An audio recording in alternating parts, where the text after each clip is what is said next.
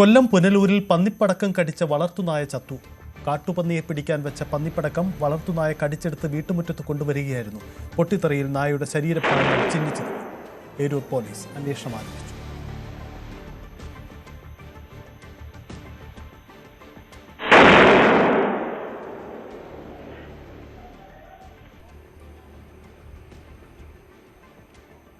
ഒരു മണിയോടെ ഇത് സംബന്ധിച്ച് ഭയങ്കര വെടിയുടെ സൗണ്ട് കേട്ട് ഇറങ്ങി നോക്കിയപ്പം പന്നിപ്പടക്കം എടുത്ത് പൊട്ടിത്തെറിക്കുക. തല പൊട്ടിത്തെറിച്ച് 4 ഭാഗത്തോട്ട് പോയി. വീടിൻ്റെ ജനലെല്ലാം പൊട്ടി, വീടിന് വിള്ളലുണ്ട്. അടുത്തുള്ള ഒരാളാണെന്നാൽ നമുക്ക് അറിയാൻ കഴിഞ്ഞത്. അപ്പോൾ പുള്ളി സ്റ്റേഷനിൽ നിന്നിട്ട് ഇപ്പോൾ അങ്ങോട്ട് ചെല്ലാൻ വിളിച്ചേക്കുന്നത്. സ്റ്റേഷനിലോട്ട് പോകുക. ഇവിടെ കുട്ടികളൊക്കെ ഉള്ളതാണ്. ഇപ്പോൾ ഒരെണ്ണമായിട്ട് കൊണ്ട് വെക്കത്തില്ല, 5-6 പീസ് കാണും കൊണ്ട് വെച്ചേക്കുന്നത്.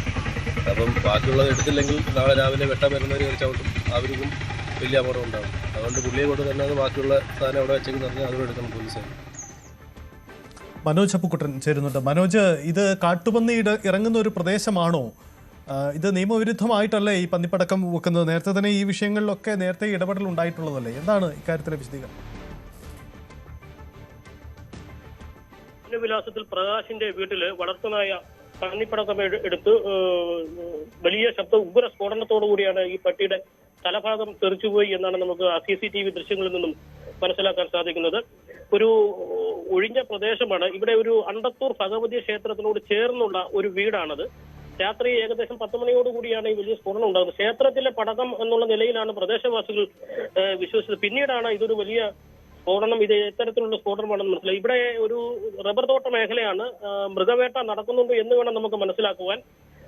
മുൻപും ഇത്തരത്തിൽ ഇതിന്റെ സമീപ പ്രദേശത്തുള്ള ഒരാളുടെ കൈ ഈ പന്നിപ്പടക്കം എടുത്ത് തകർന്നു പോയ ഒരു അവസ്ഥ ഉണ്ടായിരുന്നു. സ്വാഭാവികമായിട്ടും ഇത്തരത്തിലുള്ള മൃഗവേട്ട നടക്കുന്ന സ്ഥലമാണെന്ന് കണ്ട് നമുക്ക് മനസ്സിലാക്കേണ്ട ഒരു സാഹചര്യമാണ് ഇപ്പോഴുള്ള സംഭവങ്ങളിൽ നിന്ന് നമുക്ക് മനസ്സിലാക്കുന്നത്. എന്തായാലും ഈ പന്നിപ്പടക്കം വെച്ചു എന്ന് പറഞ്ഞ് ഒരാള് ഇപ്പം ഏരൂർ പോലീസിന്റെ കസ്റ്റഡിയിലുണ്ട്.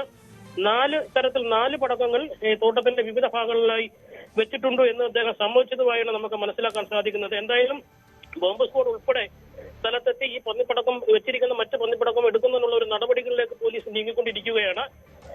എന്തായാലും നാടിനെ നടക്കിയ ഒരു വലിയ സംഭവം, വളരെ ഓമനിച്ചു വളർത്തിയ ഒരു നായയാണ് ഇവിടുത്തെ.